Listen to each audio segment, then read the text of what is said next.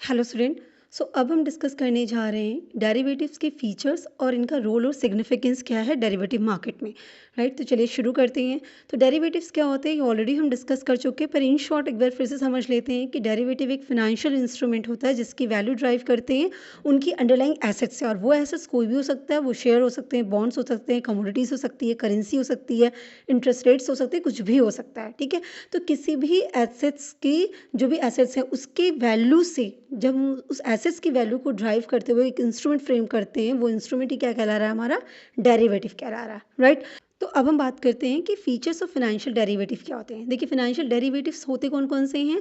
जैसे आपको पता होगा कि फॉरवर्ड कॉन्ट्रैक्ट हो गए, फ्यूचर कॉन्ट्रैक्ट्स हो गए, ऑप्शंस हो गए, स्वैप्स हो गए, ये सारे ही फाइनेंशियल डेरिवेटिव्स होते हैं। ठीक, अब इनके फीचर्स क्या हैं, इन डेरिवेटिव्स के फीचर्स क्या क्या होते हैं। तो सबसे इंपॉर्टेंट फीचर क्या होता है कि इनकी वैल्यू, इन फाइनेंशियल डेरिवेटिव्स की जो वैल्यू होती है वो किससे ड्राइव होती है, उनके अंडरलाइंग एसेट्स से ड्राइव होती है। राइट, अब अंडरलाइंग एसेट्स का मतलब क्या हो गया, वो कोई भी एसेट्स हो सकते हैं। तो कहने का मतलब क्या हो गया, जो भी एसेट्स हैं जिनके लिए ये डेरिवेटिव फ्रेम हुए हैं, उन एसेट्स की प्राइस मूवमेंट के बेसिस पे ही इन इंस्ट्रूमेंट्स की प्राइस डिपेंड करती है। ठीक है, तो इन डेरिवेटिव्स की जो वैल्यू होती है वो पूरी तरीके से डिपेंड होती है किस पे, इनके एसेट्स की वैल्यू पे। जो भी एसेट्स हैं उनका जो भी रेट है, जो भी इंडेक्स है, उनकी मूवमेंट्स के बेसिस पे ही ये वैल्यू डिसाइड होती है। ठीक है, ये सबसे इंपॉर्टेंट फीचर हो जाता है किसी भी फाइनेंशियल डेरिवेटिव का। ठीक है, आपको पता होगा फॉरवर्ड कॉन्ट्रैक्ट है, फ्यूचर कॉन्ट्रैक्ट, सभी में मान लीजिए हमने क्रॉप्स के रिगार्डिंग किया तो क्रॉप की जो वैल्यू होगी उसी के बेसिस पे हमने वो कॉन्ट्रैक्ट किया होगा ना, कि इतने में हम इसको सेल करेंगे या बाय करेंगे इस तरीके से। तो इसकी वैल्यू किस पे डिपेंड करेगी, डेरिवेटिव के उसके एसेट्स की वैल्यू पे। ठीक, दूसरा ये एक कॉन्ट्रैक्चुअल एग्रीमेंट होता है। कहने का मतलब क्या हुआ, जो ये फाइनेंशियल डेरिवेटिव होते हैं ना, वो बेसिकली एक फॉर्मल कॉन्ट्रैक्ट्स होते हैं जो दो या उससे अधिक पार्टीज़ के बीच में होते हैं, जिसमें जो है उनके टर्म्स कंडीशंस मेंशन होते हैं, लाइक प्राइस क्या होगी, क्वांटिटी क्या होगी, किस डेट पे ट्रांजैक्शंस करना है, ये सारी बातें वहाँ मेंशन होती हैं। आप फॉरवर्ड कॉन्ट्रैक्ट को देख लें, आप फ्यूचर कॉन्ट्रैक्ट को दे दें, ऑप्शन को देख लें, वहाँ पे राइट के रिगार्डिंग कॉन्ट्रैक्ट होता है। तो कहीं पे भी अगर आप बात करें, जितने भी फाइनेंशियल डेरिवेटिव्स हैं वहाँ पे बेसिकली क्या होता है, कॉन्ट्रैक्चुअल्स एग्रीमेंट होते हैं। ठीक है, अच्छा, इसके अलावा क्या फीचर्स हैं इसके डेरिवेटिव्स के। तो यहाँ पे जो अंडरलाइंग एसेट्स होती है ना, वो वैरायटी ऑफ टाइप्स की होती है। कहने का मतलब ये अंडरलाइंग एसेट्स कुछ भी हो सकती है। वो कोई सिक्योरिटी हो सकती है, वो कोई कमोडिटीज़ हो सकती है, कमोडिटीज इन द सेंस कोई क्रॉप हो गया, कोई भी एसेट्स हो गया, है ना, किसी भी चीज़ के रिगार्डिंग आप ये फाइनेंशियल डेरिवेटिव को कर सकते हैं। तो इसकी वैल्यू तो किस पे डिपेंड करी है, उस एसेट्स पे। और एसेट्स क्या हो सकता है, कुछ भी हो सकता है। बुलियन हो सकती है, करेंसीज होती हैं, लाइव स्टॉक्स हो सकते हैं, जैसे हॉर्स वगैरह हो गए ना, तो लाइव स्टॉक्स हो सकते हैं, bonds, interest rates, even weather conditions भी आपका वो अंडरलाइंग एसेट्स बन सकता है जिसके लिए आपने डेरिवेटिव बनाया हो, अपने इंस्ट्रूमेंट्स फ्रेम किया हो या एग्रीमेंट किया हो। ठीक है, तो कुछ भी हो सकता है। ठीक है, एक तो ये फीचर्स होता है। इसके अलावा स्टैंडर्डाइज्ड और कस्टमाइज्ड का होता है। कहने का मतलब क्या होता है, जो भी डेरिवेटिव्स में कॉन्ट्रैक्ट्स होते हैं ना, वो दो पार्टीज़ के बीच में होते हैं कि पर्टिकुलर चीज़ को एक्सचेंज करना है ना। वो या तो डायरेक्टली हो सकते हैं या किसी न किसी एक्सचेंज मतलब किसी स्टॉक एक्सचेंज वगैरह के मीडियम से हो सकते हैं। तो जब डायरेक्टली होते हैं तो कस्टमाइज चला जाता है, और जब वो किसी पर्टिकुलर एक्सचेंज के थ्रू होते हैं तो हम उसे कस्टमाइज कहते हैं। तो देखिए, जब एक्सचेंज ट्रेडेड डेरिवेटिव्स होते हैं, जैसे कि आपका फ्यूचर्स हो गया, ऑप्शन हो गया, ये एक्सचेंज ट्रेडेड हो गया, है ना। यहाँ पे चीज़ें कैसे होती हैं, स्टैंडर्डाइज्ड होती हैं। सारे टर्म्स एंड कंडीशंस भी स्टैंडर्डाइज्ड फॉर्मेट में होते हैं, जिससे ट्रांसपेरेंसी मेंटेन रहती है, काउंटर पार्टी रिस्क भी रिड्यूस रहता है। वहीं जो आपका दूसरा होता है वो ओवर द काउंटर होता है, जैसे आपका फॉरवर्ड हो गया, है ना, या फिर आपका स्वैप्स हो गए। तो ये सारे क्या हो जाते हैं आपके, ये कस्टमाइज्ड हो जाते हैं। ठीक है, और यहाँ पे जो पार्टीज़ के बीच में एग्रीमेंट होता है वो प्राइवेट पार्टीज़ होती हैं, और उनमें मतलब वो डिपेंड करता है कि वो कैसा एग्रीमेंट करना चाहती हैं, वो टर्म्स एंड कंडीशन अपने अकॉर्डिंग डिसाइड करती हैं। तो यहाँ पे लिबर्टी उनके पास रहती है, पर हाँ, काउंटर पार्टी रिस्क जो होता है बहुत हाई हो जाता है। ठीक है, इसके अलावा की अगर हम बात करें, लेवरेजेस की बात करते हैं, तो देखिए जो डेरिवेटिव्स होते हैं ना, वो क्या करते हैं, इन्वेस्टर्स को अलाउ करते हैं कि वो लार्ज पोजीशंस ले सकते हैं। ठीक है, अंडरलाइंग एसेट्स के रिगार्डिंग। कहने का मतलब क्या हो गया कि डेरिवेटिव्स आपको लेवरेज प्रोवाइड कर देते हैं, क्योंकि आपको मार्जिन में काम करना होता है, आपको फुल अमाउंट्स का सेटलमेंट नहीं करना होता है। तो बहुत थोड़े ही मार्जिन से आप पूरी वैल्यू को कंट्रोल कर रहे होते हैं।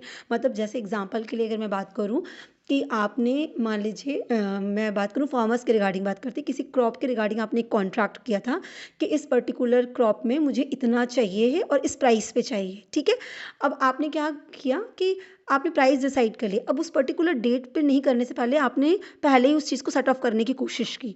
तो जब उस पहले ही सेट ऑफ करने की कोशिश की तो प्राइसेस अप एंड डाउन थोड़े बहुत हुए होंगे, जैसे 10 रुपया 5 रुपये से आगे पीछे हुए होंगे, तो आप उस मार्जिन मनी से ट्रेड ऑफ कर लेंगे, पे ऑफ कर लेंगे, ठीक है। जो पूरे अंडरलाइंग एसेट्स था, पूरे क्रॉप की जो वैल्यू थी, आपको उस पैसे को इन्वेस्ट नहीं करना, उस पैसे में डील नहीं करना है। तो कहीं ना ये मार्जिन की वजह से आपको लेवरेज मिल जाती है, ठीक है। इसके अलावा क्या बेनिफिट होता है, ये कई बार डिफर्ड डिलीवरी को भी यूज़ करता है। जैसे क्या हो गया कि डेरिवेटिव्स में ना हम ये कहते हैं कि भाई ये डिफर्ड डिलीवरी का काम है, ये डिफर्ड पेमेंट इंस्ट्रूमेंट है। क्यों? क्योंकि यहाँ पे क्या होता है ना, आप आज बात कर रहे हो, बाद के लिए बात कर रहे हो, तो अभी कुछ नहीं करना है आपको, है ना। आपकी जो आप जो एक्सचेंज करने वाले हो वो भी चीज़ें आपको फ्यूचर में करनी है, बाद में करनी है, कि स्पेसिफिक डेट पे करनी है।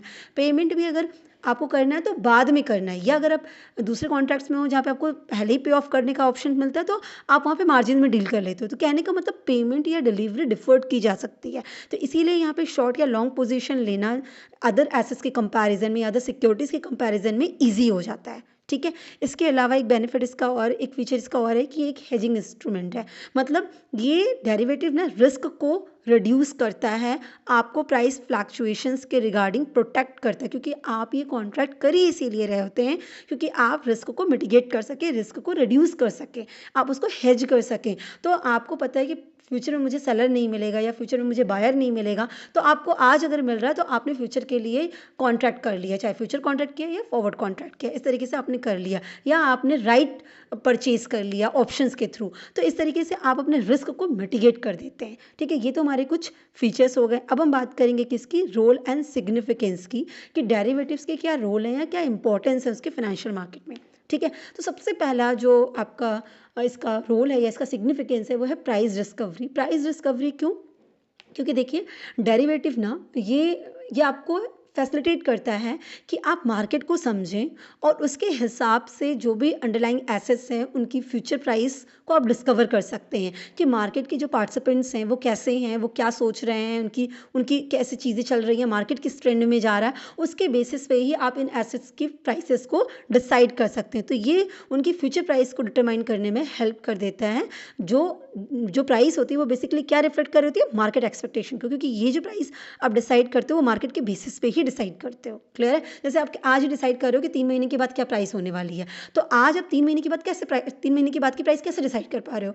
क्योंकि आप आज ना मार्केट देख रहे हो, तो मार्केट के हिसाब से आपको लग रहा है कि 3 महीने बाद का ये सिनेरियो बन सकता है, इसलिए आप उसकी प्राइस आज ही डिसाइड कर रहे हो 3 महीने के बाद के हिसाब से, मार्केट के हिसाब से। क्लियर हो गया? तो ये जो है ना फाइनेंशियल प्राइस डिस्कवरी में बहुत हेल्प करता है। इसके अलावा ट्रांजैक्शन कॉस्ट बहुत लोअर होती है इसकी, क्योंकि क्या होता है, देखिए जो अंडरलाइंग एसेट्स है ना, अगर आप उसे डायरेक्टली डील करेंगे ना तो बट ऑब्वियस सी बात है उसमें कॉस्टिंग ज़्यादा आ जाती है ना, उस स्टोरेज कॉस्ट हो गई, ट्रांसपोर्टेशन कॉस्ट हो गई, बहुत सारी चीज़ें आ जाती है। अगर कमोडिटी में आप डील कर रहे हैं सो बेसिकली ये सब चीज़ें आपके सामने आ जाएंगी, है ना। लेकिन अगर आप ये डेरिवेटिव इंस्ट्रूमेंट में बात कर रहे हैं तो आपको इस तरह की कोई रिक्वायरमेंट नहीं है, तो जो ट्रांजेक्शन कॉस्ट है उसको बियर करने की कॉस्ट है वो बहुत लोअर हो जाती है, ठीक है। इसके अलावा क्या सिग्निफिकेंस है, मार्केट लिक्विडिटी इन्हांसमेंट। देखिए हमको पता है कि डेरिवेटिव ट्रेडिंग में होता क्या है कि आपको फुल अमाउंट में जो ट्रेडिंग करना है, ऐसा कुछ नहीं कि फुल अमाउंट आपको ट्रांजैक्शन करनी है, फुल अमाउंट में आपको सेटलमेंट करनी है, क्योंकि मोस्ट ऑफ द टाइम क्या होता है हम मार्जिन ट्रेडिंग कर रहे होते हैं ना।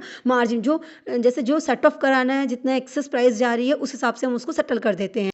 तो आपने देखा होगा कि फ्यूचर कॉन्ट्रैक्ट में जनरली क्या होता है कि हमारे पास आप डेली बेसिस पे उसको सेटलमेंट कर सकते हैं फ्यूचर कॉन्ट्रैक्ट के केस में, है ना। आपको उस पर्टिकुलर डेट पे सेटलमेंट करने की ज़रूरत नहीं होती है। तो क्या हो जाता है कि जब ऐसे ऑप्शंस मिल जाते हैं तो आपको बहुत ज़्यादा हैवी अमाउंट की ज़रूरत नहीं है, आप सिर्फ पे ऑफ जो मार्जिन है उससे काम कर सकते हैं। तो इसकी वजह से लार्ज नंबर ऑफ ट्रेडर्स आते हैं, स्पेकुलेटर्स, आर्बिट्रेजर्स आराम से इस मार्केट में ऑपरेट कर सकते हैं, जिसकी वजह से लिक्विडिटी बढ़ जाती है। Is it clear?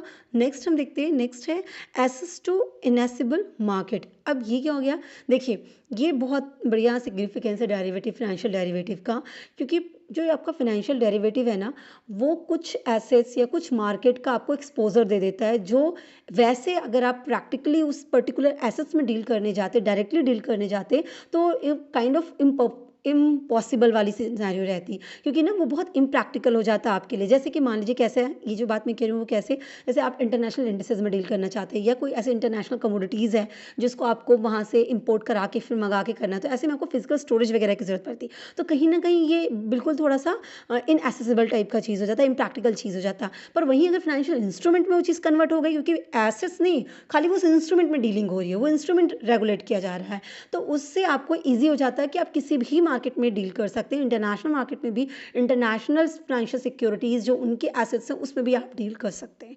ठीक है, तो ये चीज़ों का आपको फाइनेंशियल डेरिवेटिव वजह से फ़ायदा मिलता है आपको। इसके अलावा रिस्क मैनेजमेंट या हेजिंग की अगर हम बात कर लेते हैं, तो देखिए डेरिवेटिव क्या करता है, आपको हेज करता है। किससे हेज करता है? रिस्क से हेज करता है। जो भी पोटेंशियल लॉसेस हो सकते हैं एडवर्स प्राइस मूवमेंट की वजह से, तो वो उन चीज़ों से आपको बचा लेता है। ठीक है, जैसे कि मैंने बताया कि मान लीजिए कि फार्मर है, वो उसने फ्यूचर कॉन्ट्रैक्ट कर लिया और अपनी सेलिंग प्राइस को लॉक कर दिया कि मेरी क्रॉप्स की सेलिंग प्राइस इतनी रहेगी।